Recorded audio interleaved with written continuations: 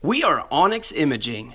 We are the highest rated and most reviewed printer service center in Oklahoma. Hi, my name is Jonathan Onyx Imaging. Today we're going to take a look at this Lexmark MX310 and we're going to show you some of the common causes of paper jams. So for the most part, a lot of your common causes for paper jams are all going to come from a paper tray. So if we take out the paper tray, one of the first things we'll look at is how your paper is actually loaded inside your paper tray. So whenever you add paper into your paper tray, if there's a little bit of paper in there already, it's really easy to actually push the paper that's already at the bottom of the paper tray to the back of the tray. And so sometimes what will happen is when you add your paper, it'll actually look kind of like this inside your paper tray, and it causes the paper to get way too tight inside of there, and it won't let the paper pull through properly. So you always want to make sure that whenever you add paper, you actually check all four sides and make sure that there's no paper curled up on any side and it's all nice and square.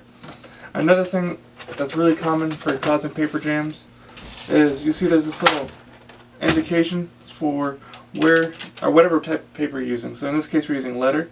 So we want to make sure that our indicator is directly on the letter setting for both length and width, or for whatever size paper you're using. You don't want it to be a little bit over or a little bit under. That's going to cause, again, either the paper tray to be too loose and for the printer to think that you have the wrong paper size in there, or too tight, and again the printer's going to think there's the wrong paper size and you're going to get a paper jam error. So make sure that your indications are exactly where you need them to be. And on this model there's also a nice little option of a lock. So once you have it set where you want it, turn the lock on, and that way you don't have to worry about that getting moved around and getting adjusted by accident. And then again, making sure that this is nice and square all the way around. Another common reason for having paper jams out of your paper tray is actually the rollers underneath the printer that pick up the paper and pull them through.